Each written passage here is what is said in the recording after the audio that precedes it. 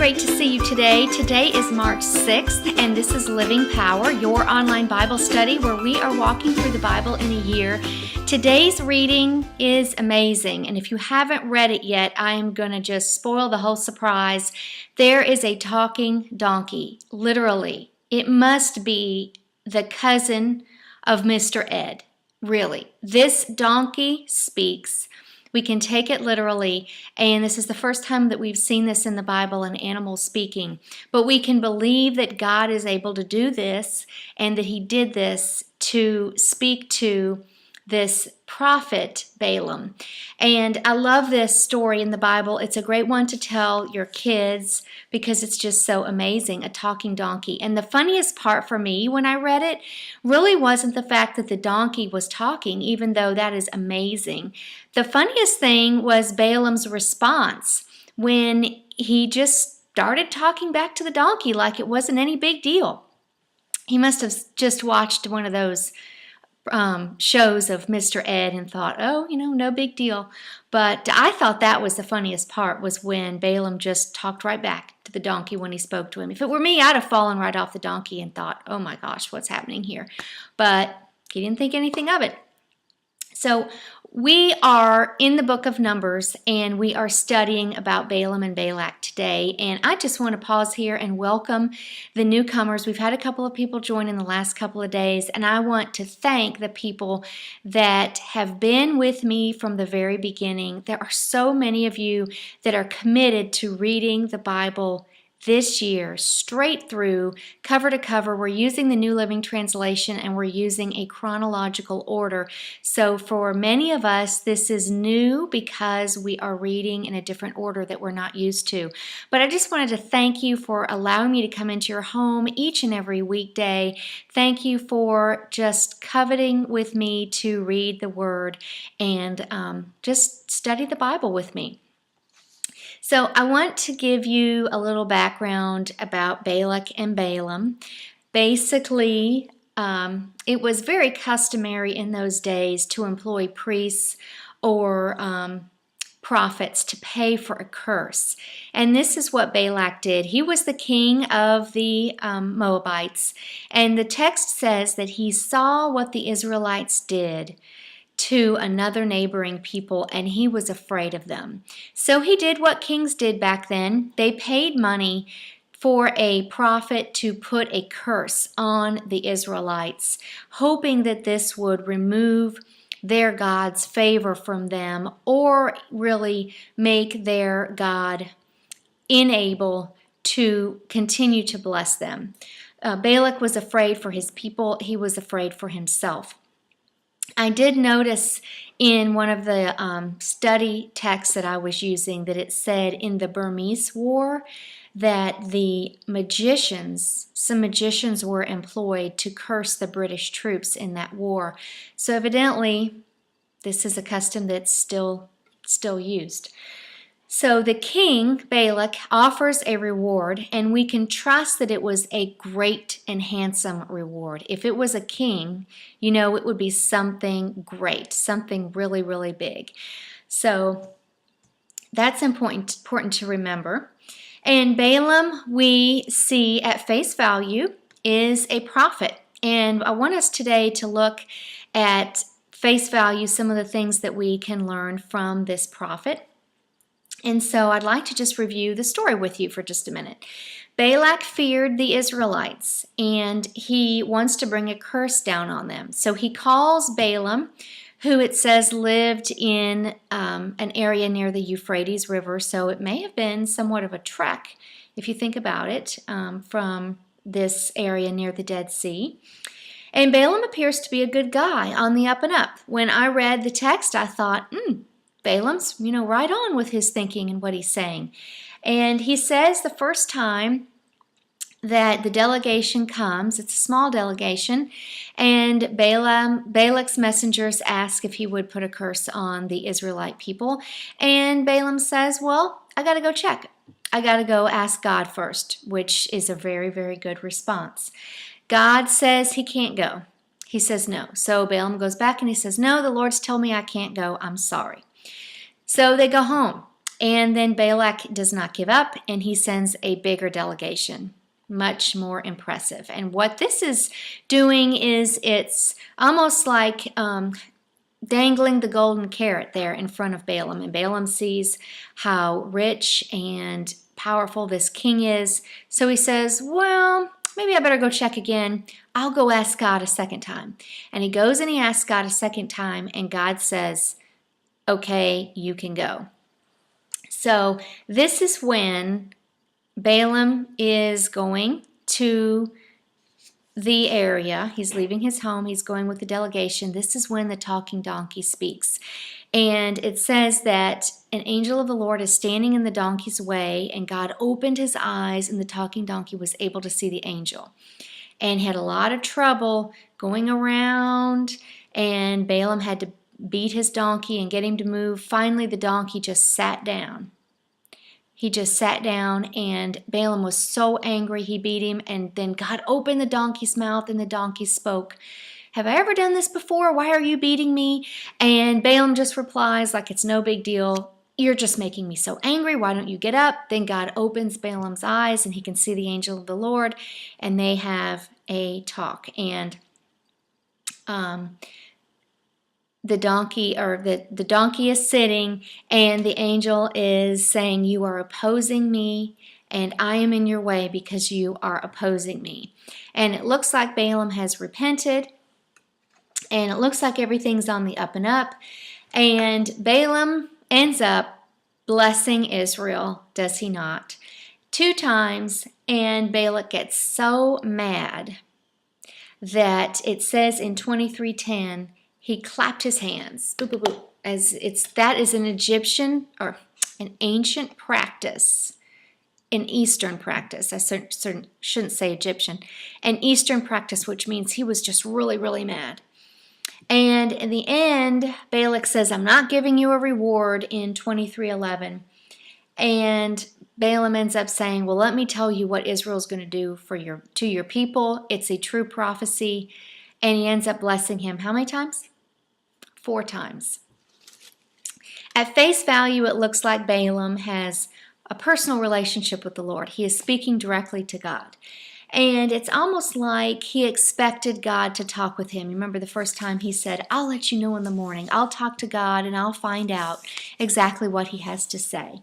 And then he says in Numbers 22:18, I love this verse, even if you give me the palace, I am powerless to do anything against the will of the Lord. Numbers 22:38, I have no power to say whatever I want. And Numbers 23:8, how can I curse those who God has not cursed? Wonderful. All this is so wonderful. It's very, very true. God is immutable, which means he is not going to change his mind. He is not going to be able to be bought out. God can't be bought out, and if he wants to bless his people, he's going to bless his people, and there's nothing that Balaam can do to stop that. Now, a couple of points here in the story. The king meant this for harm against Israel. We know that. God turned that into good, and we can find this in 4 other places in Scripture. I was amazed to find this in places like Deuteronomy 23:5, where it says God turned the desired curse into a blessing. It's in Joshua 24:10. It's in Nehemiah 13:2, and it's in Micah 6:5. Every time Balaam opened his mouth, he ends up blessing Israel. Now, it's interesting that these 4 blessings are actually prophecies that explain a very, very high-level overview of the history of Israel. Let me quickly show you how. Symbolically, we can see a big picture history of Israel in these 4 blessings. In the first blessing, Numbers 23, verse 1 and 2, they are chosen, they are set apart, they are considered righteous. Second, in Numbers 23:21, they are justified. It says, no iniquity is found in them. There is no curse and there is no trouble. God has justified his people. 3, In the third blessing, they will receive an inheritance. When we read about tall trees and waters and offspring, it means that they have all they need. These are signs of blessing, and in 24:7 it talks about them having an exalted kingdom, a great king. It says, when Christ will devour the nations, break their bones, shoot with arrows. This is a picture of Christ's second coming, when he comes back as their king and he defeats their enemies. This is 24:8 and 9. And then we see in the fourth blessing, a star will arise from Jacob. We see a ruler, a great king. Whenever we read about a scepter, we know this is talking about a king. He will conquer all his enemies in 24:18. And this is a picture of Israel in the millennium, when Christ comes and he takes his rightful place as king. I believe this is a picture where he has conquered death, and he has conquered the enemies militarily and spiritually, when Satan is defeated for all times and Jesus overcomes him. Now, this isn't a time that is yet to come, but this we can see just kind of a big picture history in these blessings. Now, interesting, in the last couple of minutes, I wanted to tell you something about Balaam. It looks like he's a good guy, and it looks like he has God's interests at heart, and he looks to be on the up and up. But if we look deeper, we can see that there is something else going on with Balaam that is less than to be desired. In Jude 11:11, it says, this is a man that deceives people for money. In 2 Peter 2:15 and 16, we can see that he loved to earn money by doing wrong. Joshua 13:22 tells us that he used magic to tell the future. I had no idea there were so many scriptures about this guy in the Bible. But in Numbers 22:12, if you look closely, the first time he asked God, God told him not to go. But when he saw the wealth and he wanted the wealth, remember, he went back a second time and asked God again. Did you ever wonder why God said it was okay to go the second time? Do you think God just changed his mind? Well, God didn't change his mind, and I believe that God did not want him to go at all. But what was happening here was this was a test. He was giving Balaam over to the longings of his heart, and it was a test to see what he would do. God knew that he really wanted the reward, and so God gave him up to his passions. It appeared to be an okay, but it really wasn't an okay. And we see this from the angel when he stopped the donkey in verse 22. It says that God was angry and confronted him. And it says, you are thinking about and acting on a secret desire that you have in your heart to oppose me.